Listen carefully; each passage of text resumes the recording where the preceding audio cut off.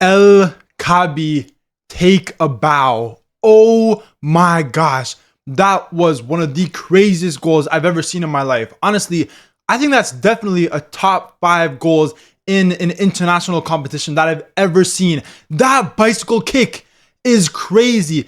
The amount of precision you need to hit that is insane. Right in the bottom corner, El-Kaabi, take a bow. Morocco 2, Comoros 0. And honestly, it was a very, very entertaining opening for the 2025 AFCON. Obviously, the opening ceremony was absolutely fantastic. And I feel like every single international competition we get, the opening ceremonies keep getting better and better and better. And this one was incredible. The dances, the lights, it was fantastic, honestly. Amazing opening ceremony and an amazing opening match for the 2025 AFCON where Morocco beat Comoros 2-0. Now, let's talk about it. Let's talk about this match. Morocco, going into this match, ranked 11th by FIFA.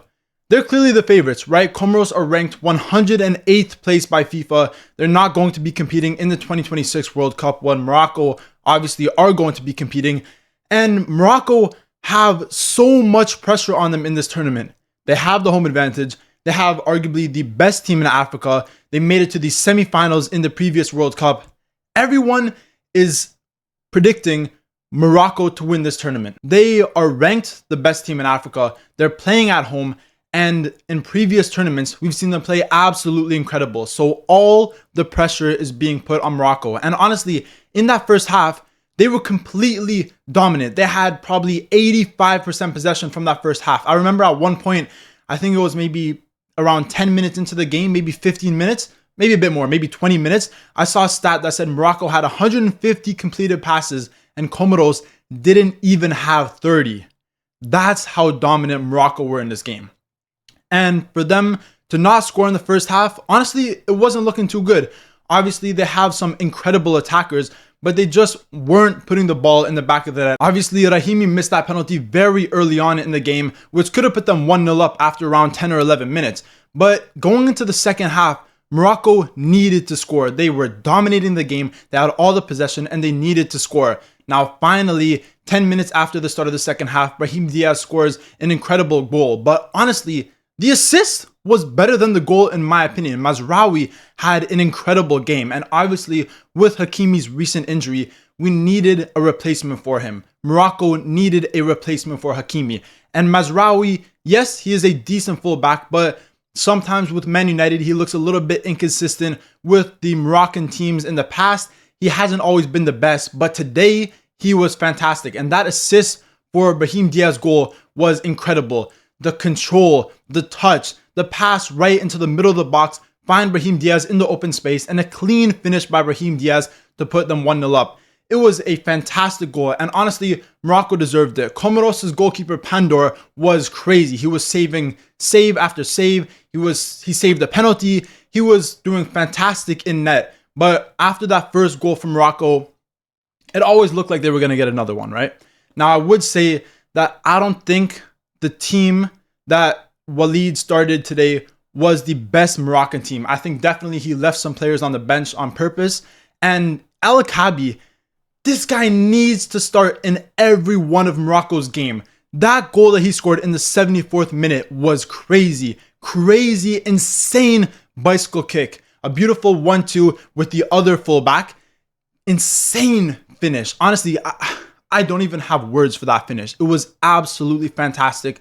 Scoring the second goal in the 74th minute, and Morocco win the game 2-0, right? They were fantastic. Let's look at some of the stats. So if we look at Morocco in this game, they had a total of 70% possession throughout the whole game. I would say in the first half, they were more dominant. In the second half, Comoros had a few chances, but they obviously couldn't capitalize it as Morocco won 2-0.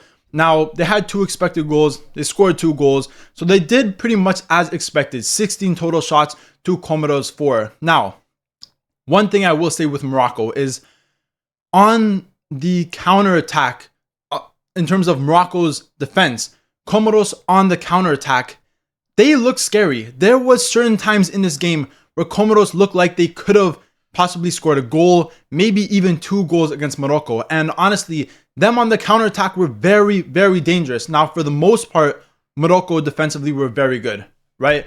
Gerd was good. The fullbacks were good. Saiss, obviously, he did get injured, but even these substitutes that Morocco brought on were very good defensively. Bono, he didn't have too many saves to make, but the saves that he did make looked pretty comfortable, right? But Comoros, they're a small island nation in East Africa. They're ranked 108th place by FIFA. So in this game, they were always going to come into this game playing defensively. They're going to sit back. They're going to play a low block. They're going to sit behind the ball. And if they have the chance to counterattack, they will. And honestly, they probably should have scored a goal from one of the counterattacks they had. And for a team like Morocco to struggle in that first half against Comoros, not in terms of holding the ball because they had all the ball, but to struggle to score, that can happen in other games. Because if Morocco struggles to score against Comoros, a team that finished 4th place in the World Cup qualifiers behind Ghana, Madagascar, and Mali, right? For Morocco to struggle in that first half against Comoros to score, it's a little bit embarrassing. I think the home fans were getting a little bit frustrated with all the chances that they were missing. But in the second half, they made up for it. They definitely made up for it. And I think in upcoming matches, this definitely tells you what the starting attackers need to be for Morocco. And the one striker they need is El-Kaabi. I can't get enough of that goal. That goal was crazy. When that goal went in, I was screaming. That bicycle kick was absolutely insane.